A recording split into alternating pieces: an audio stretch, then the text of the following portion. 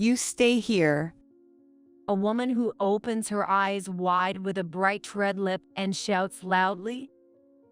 I suddenly felt uneasy and asked them questions desperately, hoping that I could get rid of this feeling. Where is here? Did we come to visit this house? Will Mom and Dad come with me? However, the woman just looks down at me angrily and glares. Shut up.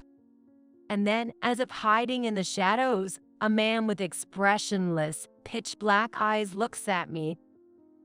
These unemotional two are my parents.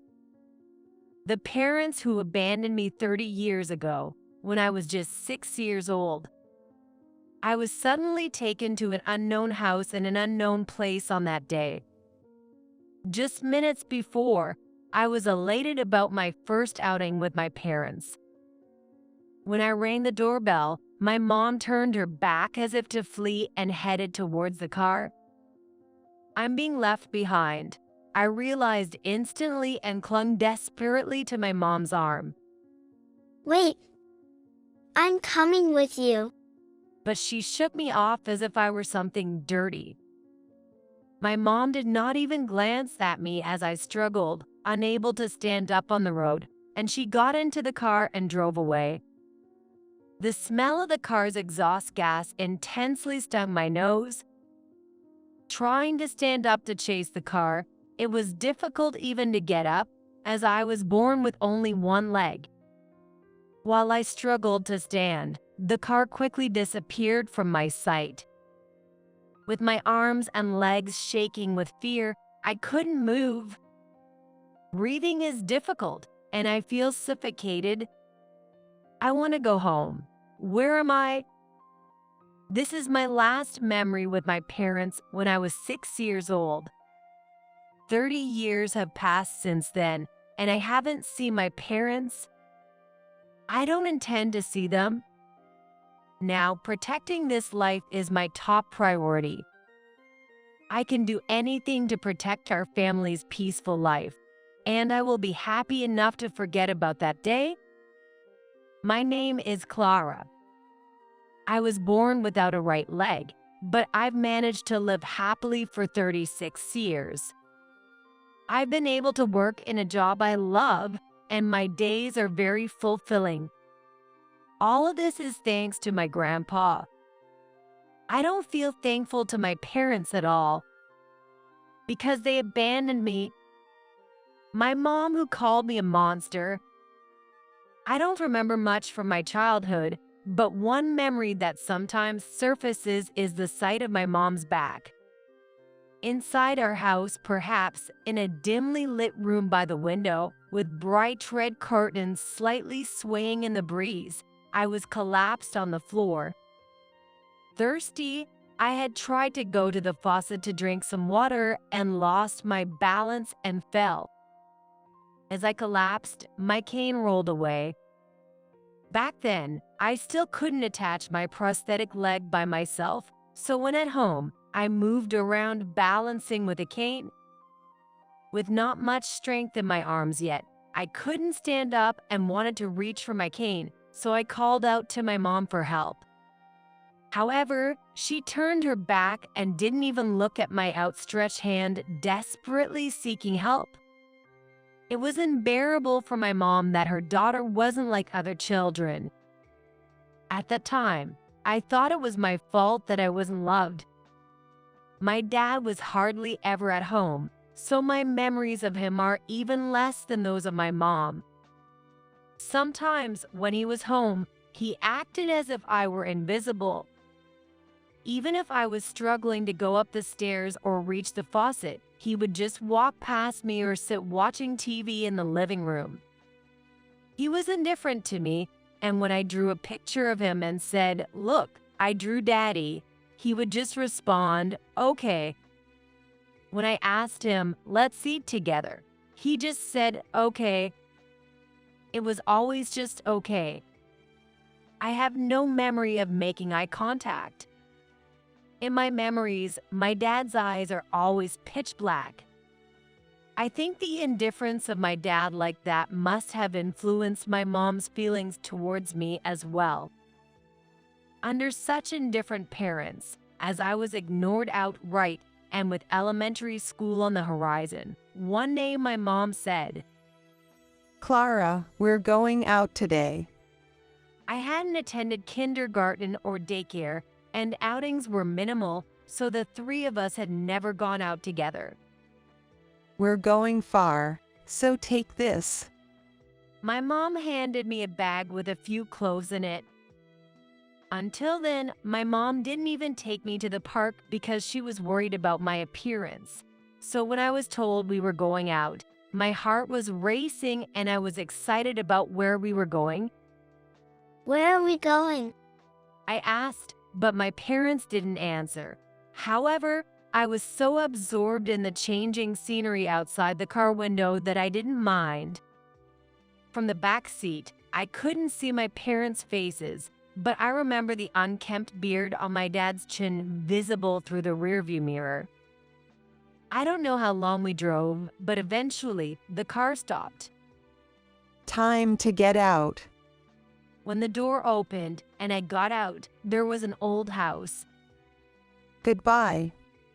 Suddenly feeling anxious, I rapidly asked her, Isn't Mom coming with me? Dad, where are we? Are Mom and Dad going somewhere? but as usual, my dad avoided my gaze. Everything has been arranged. That's all she said. When I rang the doorbell of the house, my parents got into the car and left before the person inside could come out, leaving me behind.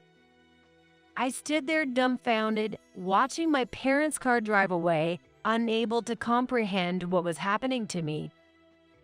Where is this place? Whose house is this? Why was I brought here? Overwhelmed by anxiety, fear, and a sense of loss, I couldn't even think when I heard the click of the front door opening. Well, hello. Who might this be? The face that appeared was familiar. It was my grandpa. Since my mom was concerned about how I looked, we never visited this house, but I remembered my grandparents because they used to come to my home to visit. It was the first time I felt the warmth of another person, as the kindness I received from my grandparents back then was so impactful. I vividly remember feeling that there was someone who cherished me so dearly. Clara, what's wrong? Where are your mom and dad? The moment I heard my grandpa's voice, I couldn't stop the tears. Sensing something, he gently embraced me. With the warmth of his hands, I was finally able to express my feelings. Mom, she drove off somewhere in the car. I want to go home. It hurts. Then my sad-looking grandpa hugged me tightly and stroked my head. Clara, it's still cold outside. Let's go inside. He gently took my hand and invited me into the house. The warmth emanating from my grandpa's large hands at that moment is something I haven't forgotten to this day. It's okay, my grandpa said, as if reassuring himself as well. My grandpa offered me a warm drink. I remember feeling my core warm up and the tension in my whole body gradually easing away. "Is this all your luggage?" he asked, which made me wonder briefly if I couldn't go home. However, in the warmth of the house and the gentle voices of my grandparents, I gradually calmed down, and I fell asleep between them stroking my forehead, sleeping well into the next day. From that day on, I began living with my grandparents. A few days later, I overheard my grandpa talking on the phone. Are you still her mother after all? His unusually raised voice startled me. After hanging up, he said to my grandma, if Clara knew she was abandoned by her parents, she'd be so sad. Hearing the sadness in his voice, I quietly went into the room they had prepared for me. Although I had suspected it, it was then that I truly realized I had been abandoned by my parents. From then on, wrapped in the kindness of my grandparents, I gradually began to forget the sadness of being abandoned. Warm meals, kind words, and a warm room made me feel truly happy for the first time. My grandparents cherished me deeply and even supported me through college. They attended every school event, proudly watching me strive and enjoy myself with kind smiles as if it were their own joy. High school and college were a bit far from my grandparents' home, and although they were over 60, whenever I said, "You don't have to push yourselves," they always insisted, "We want to see Clara. We want to be there." To me, they were like my real parents. I don't have parents other than my grandparents who love me more than anyone else. I owe them a debt of gratitude that I can never fully repay. I had always decided that I would repay them when I grew up. After graduating from college and receiving my first paycheck, I prepared a dinner and a gift for them. "This is such a fancy restaurant. I've never been here before," they said with a shy smile, which brought tears of joy to my eyes. I toasted with my grandpa.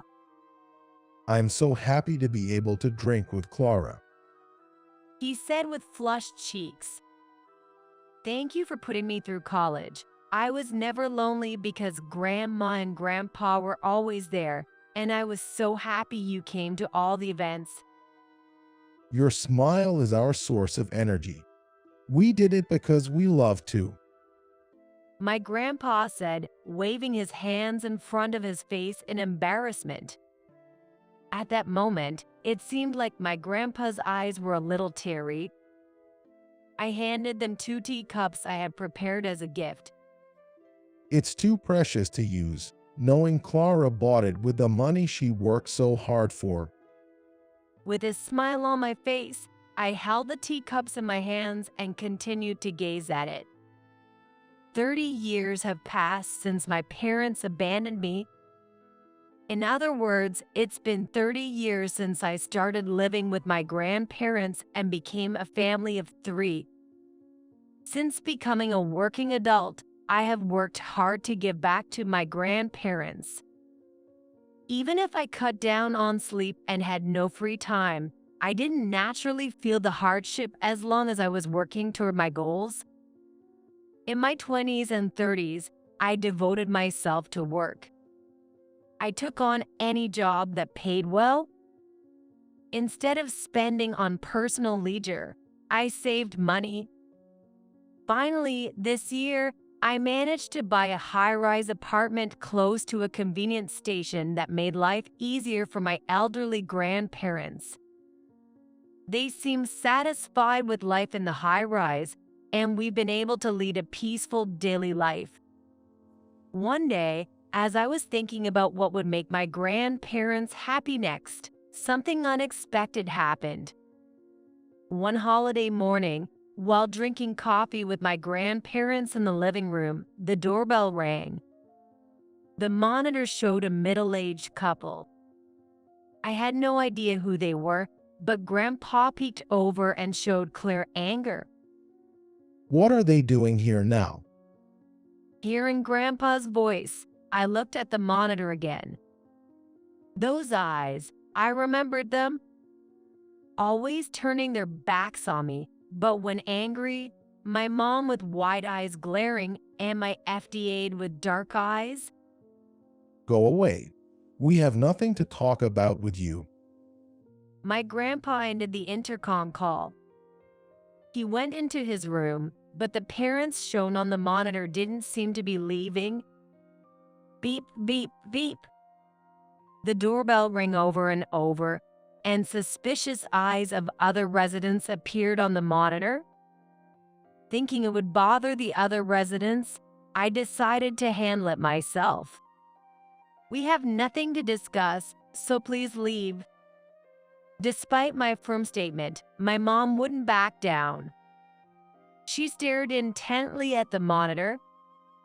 Her large red mouth seemed almost capable of swallowing someone whole. Beside her, my dad, shadow-like with his pitch-black eyes, muttered something inaudible. I won't leave until we talk. Let me into the house. My mom yelled without regard for the onlookers at the entrance. Anyway, we have nothing to discuss.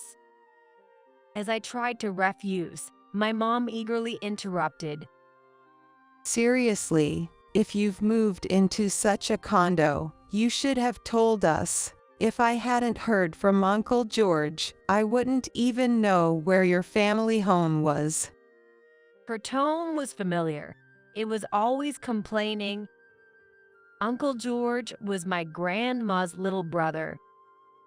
Since my grandma had only one sibling, she had given him our new address in case of emergencies.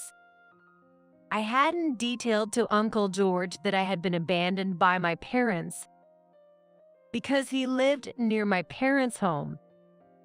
It was out of consideration to ensure that no harm came to Uncle George because of sharing our situation. I had to pretend to be his niece to get the information from Uncle George over the phone. He didn't realize it was me because he's seriously hard of hearing, and he blabbed on about how happy you are living in such a nice place. Laughing as she spoke, my mom seemed to have lost any normal human sensibility, finding humor in her deceitful antics. If you're earning enough to live in such a place, you should provide some money for us. She demanded of me as she should have. I will not give you any money. At that, my mom's expression darkened. What did you just say? Who do you think raised you? She was furious. The ones who raised me were Grandpa and Grandma. You ungrateful bastard. She berated me. Do you have any idea how hard it was to raise someone like you? You need to pay back the money it took to raise you until you grew up. It's only natural to repay your parents. As she pressed on, I responded, I have no memory of being raised by you. My real parents are my grandparents. I refused her demand for money.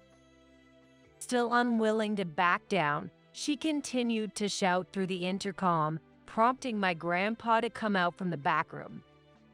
What is all this noise about? I told you to leave. He shouted at my mom.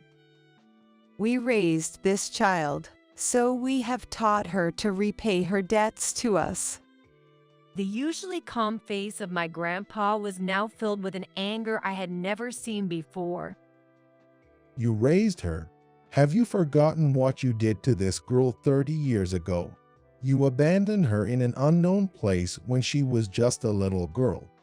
Did you ever think about how she felt then? When I held Clara, she was trembling. Can you imagine how lonely, how scared, how anxious she was? My mom then began to spout disjointed excuses.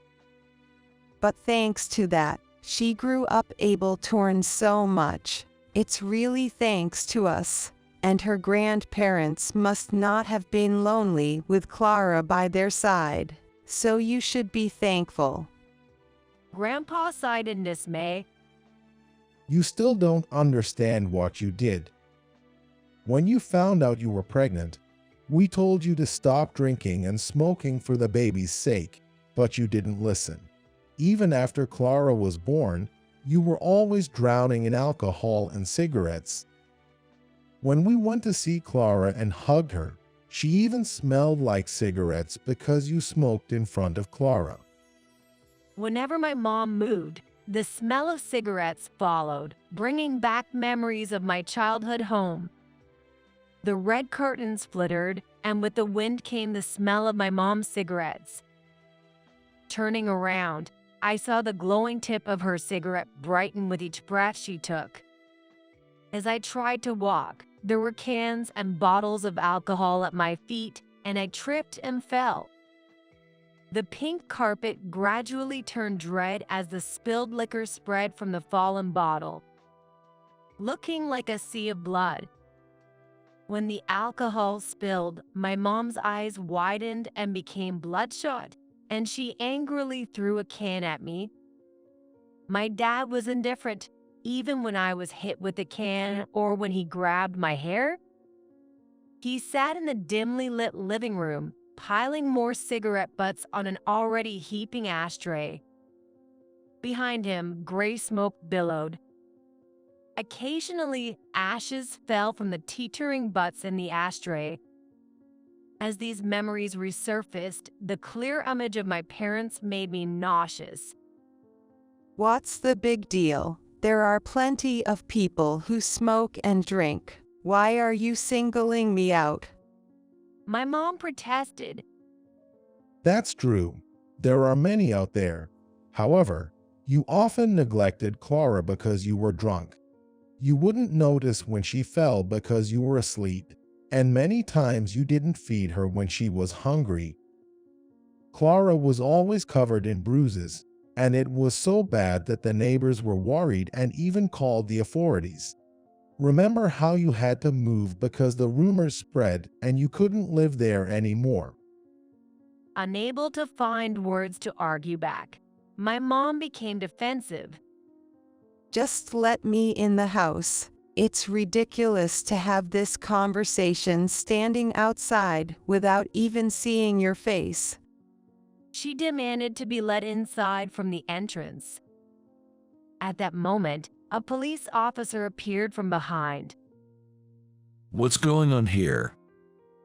We received a report of a suspicious person and arguing voices from a resident here.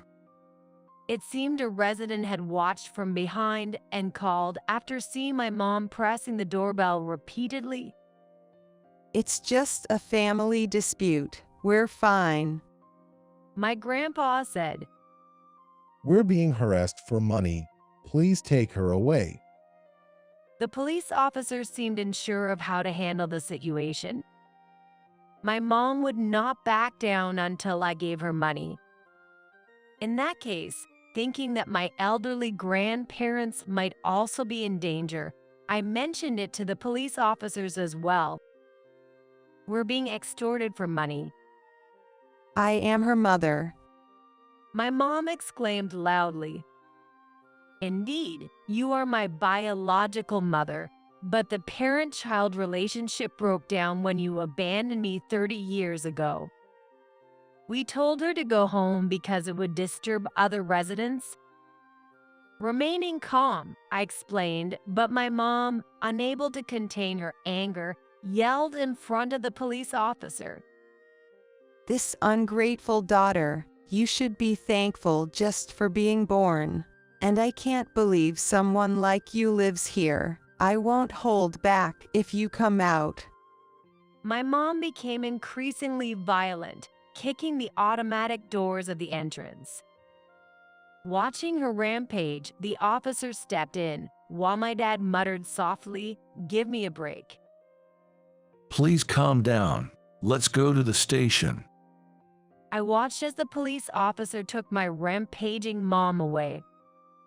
Behind my mom, who was being led away by the police, my dad looked much smaller than before as he walked helplessly, his shoulders hunched and his hands fidgeting. Later, I received a call from the police about my parents' situation. After abandoning me, my parents had tried to start an online store, but it ended in a major failure since my dad had only ever worked office jobs and my mom despised working. Consequently, they accumulated a substantial amount of debt and tried to get financial help from me, their daughter. Initially, they were just warned by the police, but soon they came back. They kept watch over us all night in the park across from our high-rise apartment where we live. I've been waiting all night. Let me in. I'll leave if you give me money. There were times when I received letters. Pay up. Put money into this account. Don't forget the favor of being born. The truth is, you're worthless, and such. Soon after, there were repeated coercive demands, including signing as a joint guarantor for the debt, so I consulted with an acquaintance who was a lawyer. It was mentioned that we could file a lawsuit based on threats and emotional abuse.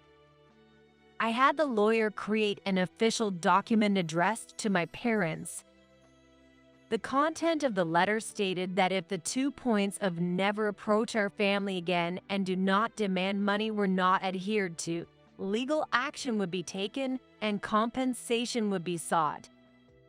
I wasn't interested in compensation. I just wanted to distance myself from my parents as quickly as possible. That's why I included the statement. There is a possibility of seeking compensation. This approach proved effective with my cash-strapped parents as they stopped coming to our high-rise apartment. I was able to focus on my work with peace of mind. As a writer with a unique perspective shaped by my disability and my parents' treatment, I have been successful in children's literature. Above all, the immense love I received from my grandparents serves as a significant inspiration for me as a writer of children's literature.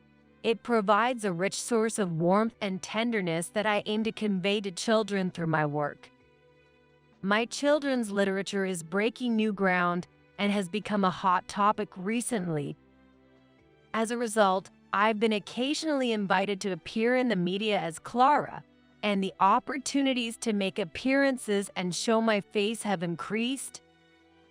Personally, I don't use social media, but in recent years, social media platforms have been revealing famous people's pasts seemingly out of nowhere. I was one of them, and despite my will, it became public knowledge that my parents had abandoned me and that I had been raised by my grandparents.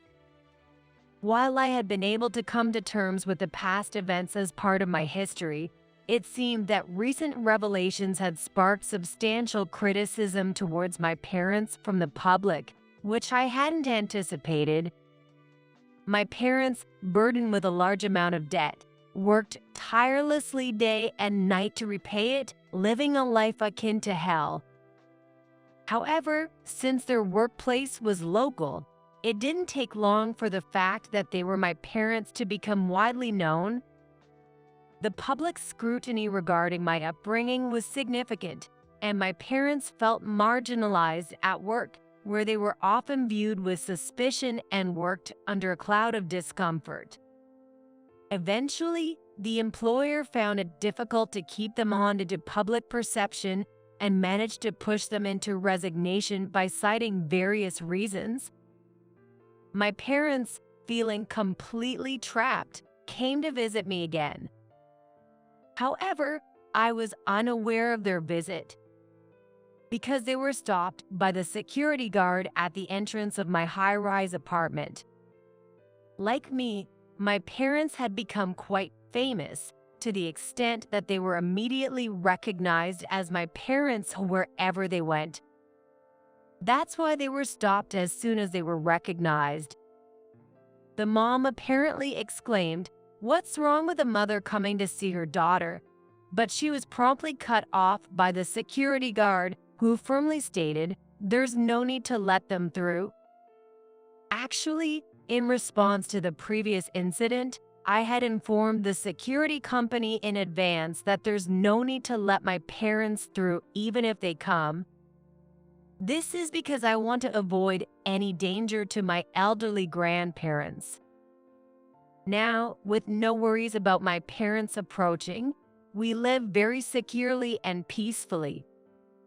Since then, my parents couldn't live in places where they were recognized, so they disappeared to lands where nobody knew them. However, cornered and stressed, they started blaming each other for their situation, leading to daily fights and verbal abuse.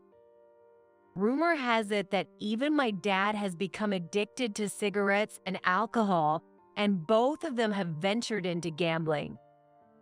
With their gambling addiction spiraling out of control, they couldn't repay their debts, and they're constantly being chased by scary people. Meanwhile, I continue to quietly write novels in my high-rise apartment. In my room, I have many photos decorating the walls, memories of my grandparents. Being in this room, I feel a sense of security enveloped by the gentle smiles of my grandparents. There are countless photos of my grandparents attending school events, always there without fail. They always said, "I'm going to see Clara do her best." Their smiles were my motivation. My grandparents' smiles drive me forward. And the next book I'm going to release is a masterpiece, inspired by my beloved grandpa. It features a hero like my grandpa, passionate and warm-hearted. Once this book is finished, I plan to go on a trip with my grandparents. The warmth of my grandparents is always at the core of my work. And when the book is completed, it's also a way to repay my grandparents. Repaying them is also a reward for me. Despite their old age, both of them are still quite active, going for walks every day and having tea parties with the neighbors. I want the three of us to continue living peacefully together for a long time to come.